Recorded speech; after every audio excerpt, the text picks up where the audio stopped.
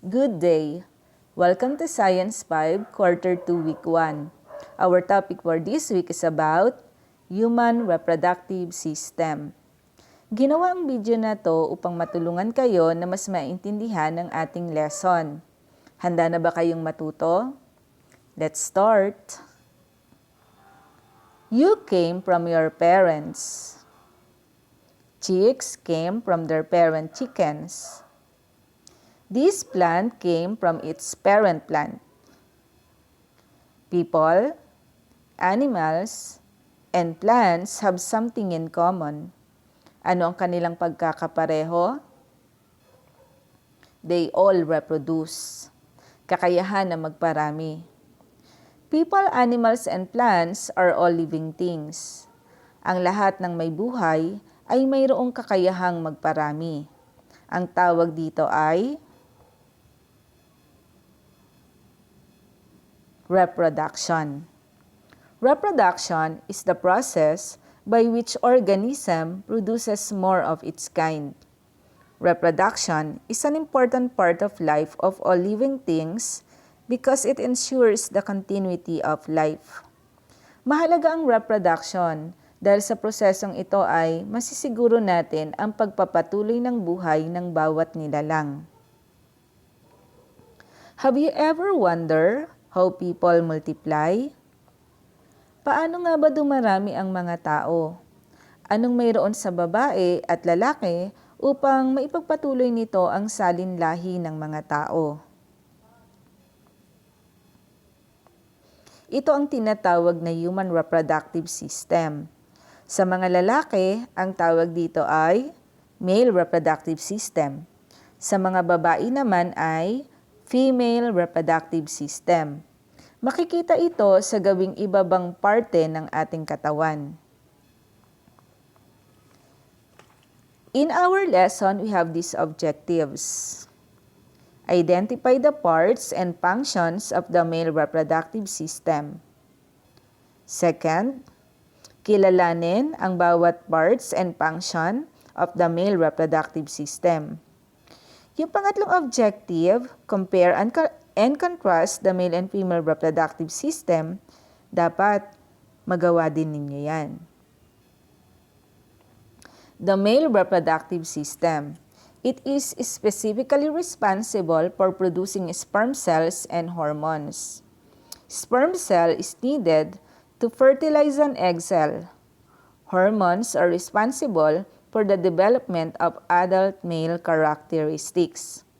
Pagsapit ng tinatawag na puberty stage, ang hormones na nagmumula sa pituitary gland ay nagkakaroon ng malaking gampanin sa pagbabagong pisikal ng mga lalaki. Ilan sa mga ito ay ang paglaki ng boses at pagkakaroon ng tinatawag na Adam's apple. Ito ang tinatawag na secondary male characteristics. Sperm. Sperm is the male reproductive cell. A male can produce numerous sperm cells. An average man can have approximately 5 million in a single drop of his semen. Out of these millions of sperm cells, only one is needed to fertilize an egg. Kung tutuusin, sa dinami-dami ng sperm cells na nanggagaling sa semen ng mga lalaki, isa lang talaga ang kailangan para makapag-fertilize ng egg cell. Ano bang itsura ng sperm cell? This is the graphical representation of the sperm cell. Meron siyang head, meron din siyang tail. Ang tail ang tumutulong sa kanya para mabilis siyang makakilos. This is what the male reproductive system looks like. Ano-ano nga ba ang mga parts and function ng bawat parts na yan? Testes or testicles. Testes are the primary male reproductive organs. They have two very important functions. Kung nakikita mo sa picture, may dalawang parang bola o itlog. Yan ang tinatawag na testes. Singular is testis. Testes are glands that produce the sperm cells and male sex hormone called testosterone. Kanina, narinig na ninyo yung sperm cells at saka yung male sex hormone. So dito nanggagaling o dito pinoproduce sa testes ang sperm cells at ang male sex hormone na tinatawag na testosterone. Next part is the epididymis. Epididymis are long and narrow coiled tubes that store sperm cells until they mature. Parang refrigerator ang epididymis. Kasi once na na-produce or na-produce ito ng testes, ito naman ay mapupunta sa epididymis. Diyan lang muna yan hanggang ito ay mag-mature. Next part is the vas deferens. The vas deferens is a long muscular tube that serves as the passageway of the sperm cells released from the testes. Kung titignan natin, mahaba ang daanan o passageway ng mga sperm cells na nagmumula sa testes. Vas deferens connects the testes to the seminal vesicles and the urethra. Next part is the seminal vesicle. The seminal vesicles are sac-like pouches attached to the vas deferens. It contributes to the semen production, a sugar-rich fluid which provides energy for the sperm cells' motility, allowing them to move freely. So halos 70% ng fluid ay nagmumula dito sa seminal vesicle. So ito ang nagbibigay ng tinatawag na fructose or yung sugar-rich fluid para magbigay ng energy sa mga sperm cell nang sa ganon ay magkaroon sila ng kakayahan na makakilos ng mabilis. Prostate gland. The prostate gland is gland located between the bladder and the penis. It produces fluid that nourishes and protects the sperms. Tuloy-tuloy lang ang mga sperm cell. Kanina, pagkagaling nila dun sa may seminal vesicles, dun sila dediretso sa may prostate gland. Sa prostate gland, tuloy-tuloy yung pagpoproduce ng fluid para mas lalo silang manorish, mas lalo silang lumakas.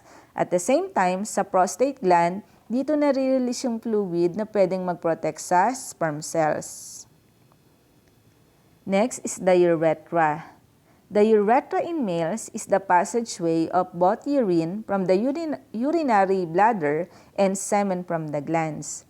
Passageway o daanan lang din yan. Ang dumadaan dito sa urethra dalawa, urine o ihi at ang semen ng mga lalaki. Binago ko yung picture para sa susunod na mga parts nang makita nyo ng mas mabuti. Next part is the penis. Penis is the external male organ with a tip called glans. It is covered with foreskin that may be removed through circumcision. Sa penis, sa dulo niyan, ay nandoon yung tinatawag na glans. Once na bata pa or hindi pa tuli ang mga lalaki, nako-cover lang yan ng skin. Kapag inalis yung skin na yan, ito ay lalabas.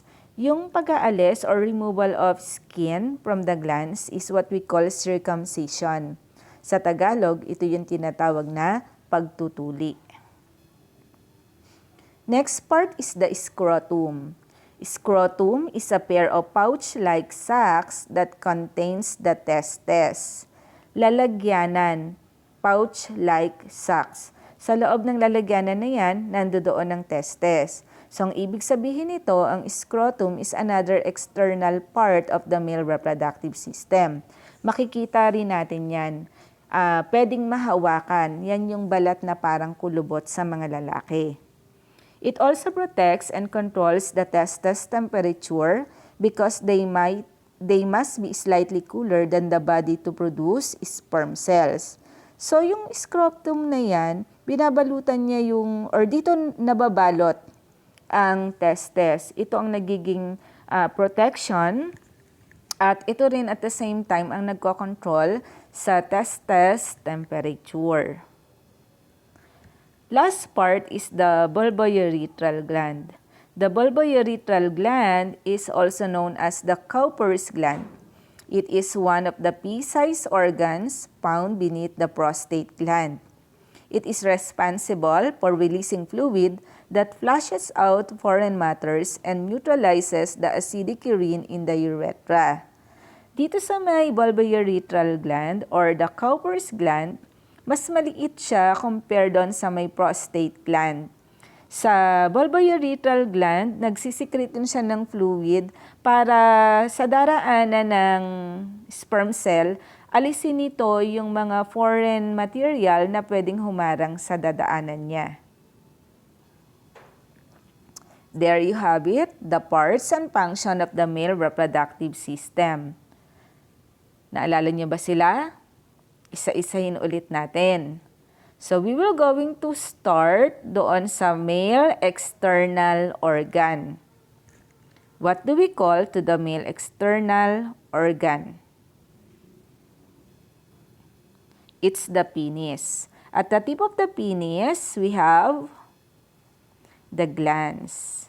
And then the part where the urine and the semen comes out, okay, the urethra.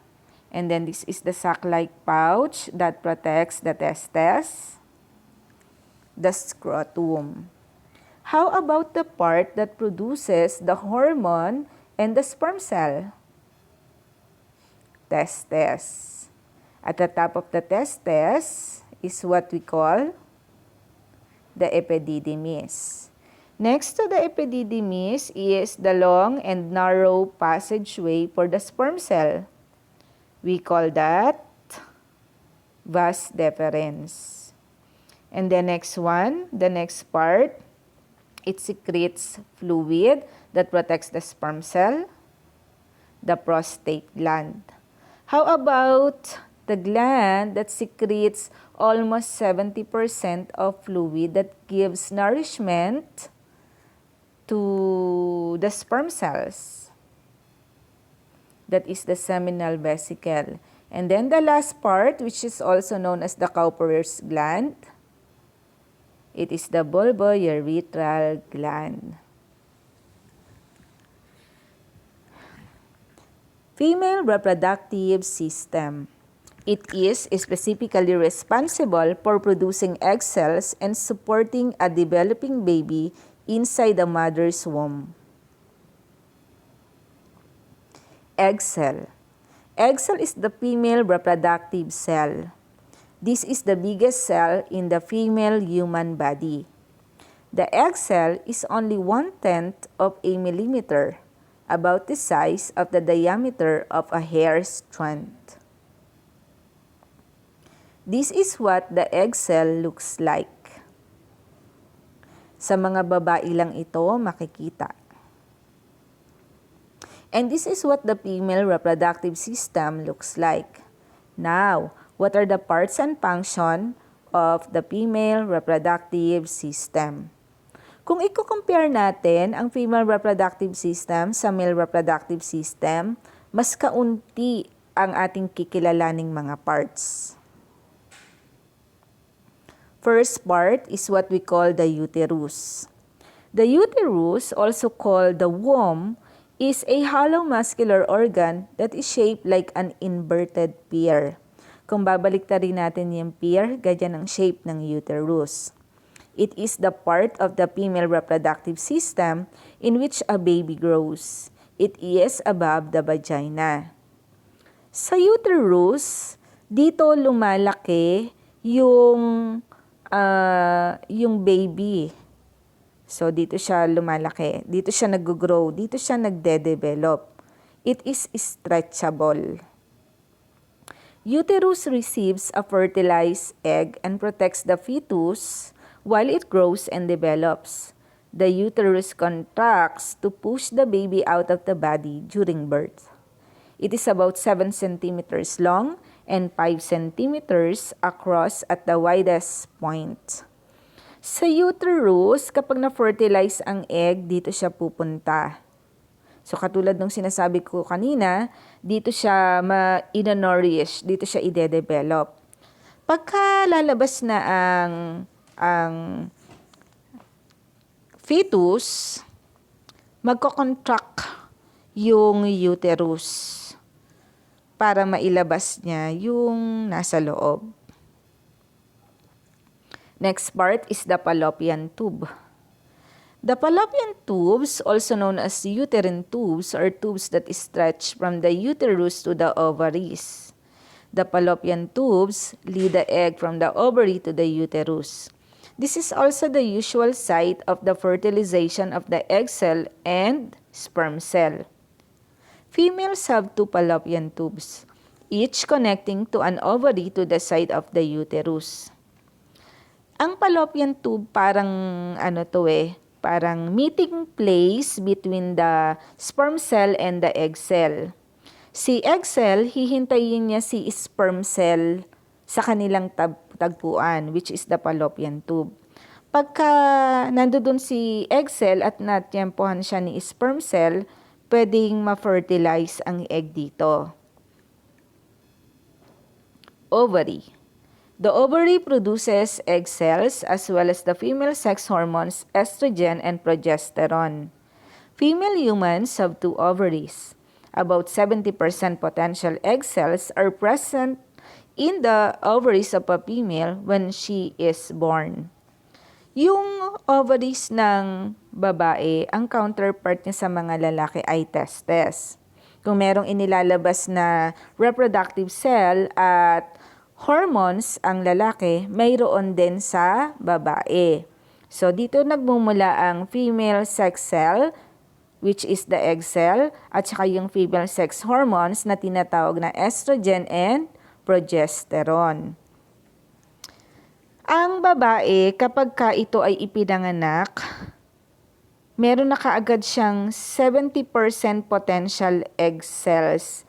Pero kapag sumapit sa puberty stage ang babae, doon lang magsisimulang mag-mature ang mga ovaries na yan. However, only about 500 of these eggs will mature. The mature egg are released one by one every month once the female reaches puberty and until she is about 43 to 55 years old.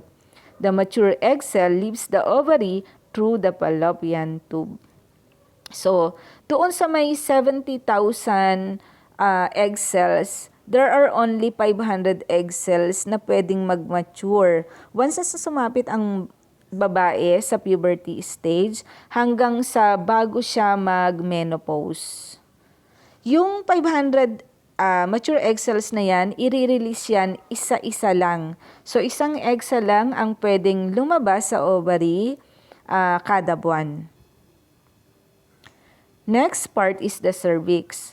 Cervix is a narrow opening between the uterus and the vagina. It is also called the neck of the uterus. During childbirth, it expands to allow the passage of the baby. So, narrow opening, ibig sabihin, hindi yan malapad. Makitid yung daanan na yan. Next part is the vagina. The vagina is a hollow muscular tube that extends from the cervix to the vaginal opening called vulva. It expands to let the baby pass during normal delivery. It is also called the birth canal. So, dito lumalabas ang bata kapag ito ay isisilang na. Additional part for the female reproductive system is what we call the fimbriae. The fimbriae is a finger-like structure at the end of the fallopian tube which helps the egg cell in going to the uterus. Fimbriae is a finger-like structure, para siyang mga kamay. Kapag lumabas ang mature egg cell mula sa ovary, sasaluhin niya ito.